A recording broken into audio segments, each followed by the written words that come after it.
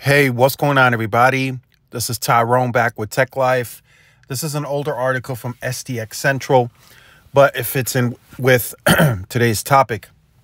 So, with Verizon going on a buying spree, so to speak, and AT&T potentially, I think if anyone responds to this fiber deal, I think it's AT&T, because AT&T is fully involved and engaged in fiber as well.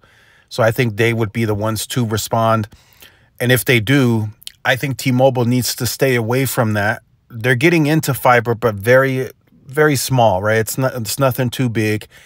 And I think what they need to do, in my opinion, they need to double down on wireless, because now Verizon and AT&T's CapEx is going to be tied into fiber, which that still plays a role in wireless as well, because fiber to the cell. But if T-Mobile stuck to doubling down on wireless, in this case, they could really close that gap over the next few years, right? They could close the coverage gap. They could make their network better quietly, while, you know, the others are in these big deals trying to get their fiber integrated and all that stuff. So I feel T-Mobile should double down on its wireless network. And I'm not saying that it's not already, you know, decent, but it could be better. It could be much better.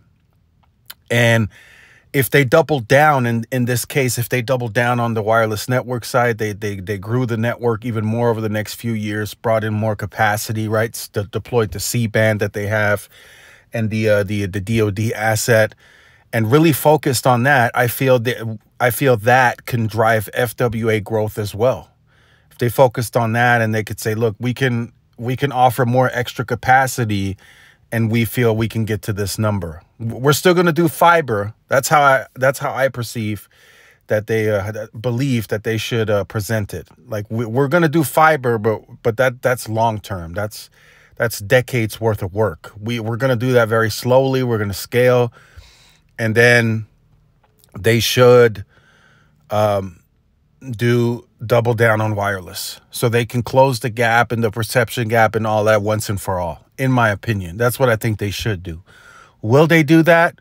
We'll see come September 18th. But I think they should double down. While Verizon is involved in a big purchase, and once that closes, their capital is going to be used to integrate and further expand where they see fit, right? And just to throw that in this video, and I'll make a separate video on this as well, I don't believe Verizon keeps all of the asset of Frontier. I think they will. Some of that copper, they're just gonna not touch, because it probably doesn't make sense. And Verizon has always been very strategic as to where and what they build and where they build.